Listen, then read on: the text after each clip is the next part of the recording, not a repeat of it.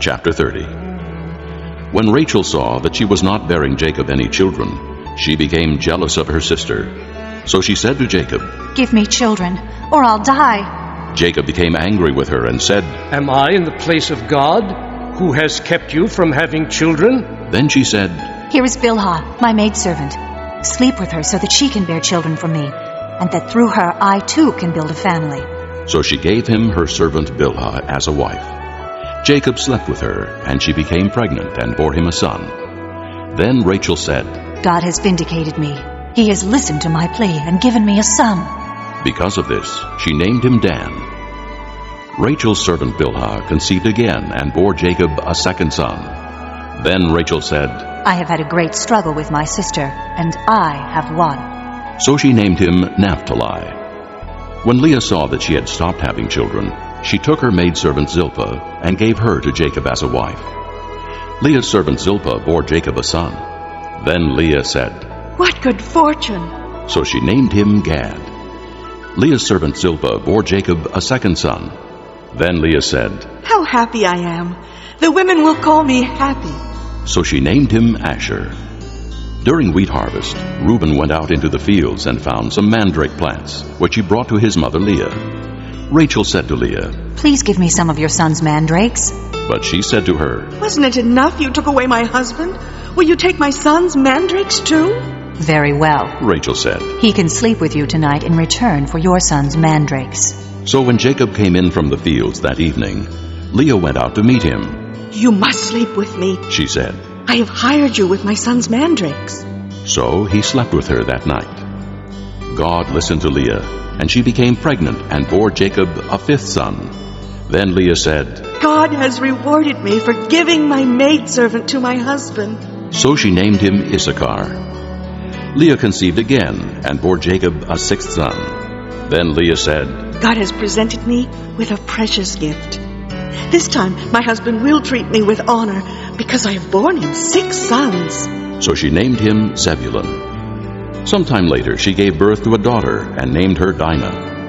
Then God remembered Rachel. He listened to her and opened her womb.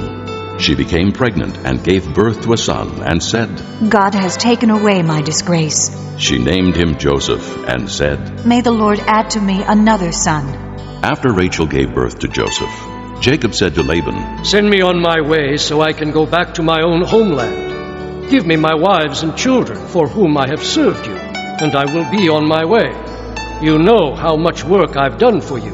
But Laban said to him, "If I have found favor in your eyes, please stay. I have learned by divination that the Lord has blessed me because of you. He added, Name your wages and I will pay them." Jacob said to him, You know how I have worked for you, and how your livestock has fared under my care. The little you had before I came has increased greatly, and the Lord has blessed you wherever I have been. But now, when may I do something for my own household?" "What shall I give you?" he asked. "Don't give me anything. Jacob replied, But if you will do this one thing for me, I will go on tending your flocks and watching over them. Let me go through all your flocks today and remove from them every speckled or spotted sheep, every dark-colored lamb, and every spotted or speckled goat. They will be my wages, and my honesty will testify for me in the future whenever you check on the wages you have paid me. Any goat in my possession that is not speckled or spotted, or any lamb that is not dark-colored, will be considered stolen." "Agreed," said Laban. "Let it be as you have said."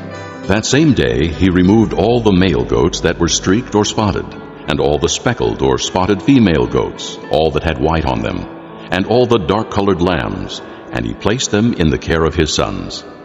Then he put a 3-day journey between himself and Jacob, while Jacob continued to tend the rest of Laban's flocks.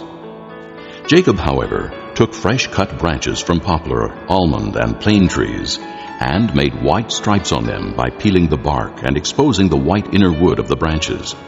Then he placed the peeled branches in all the watering troughs, so that they would be directly in front of the flocks when they came to drink. When the flocks were in heat and came to drink, they mated in front of the branches, and they bore young that were streaked or speckled or spotted. Jacob set apart the young of the flock by themselves, but made the rest face the streaked and dark-colored animals that belonged to Laban. Thus he made separate flocks for himself, and did not put them with Laban's animals. Whenever the stronger females were in heat, Jacob would place the branches in the troughs in front of the animals, so they would mate near the branches. But if the animals were weak, he would not place them there. So the weak animals went to Laban, and the strong ones to Jacob. In this way the man grew exceedingly prosperous, and came to own large flocks, and maidservants, and men servants, and camels, and donkeys.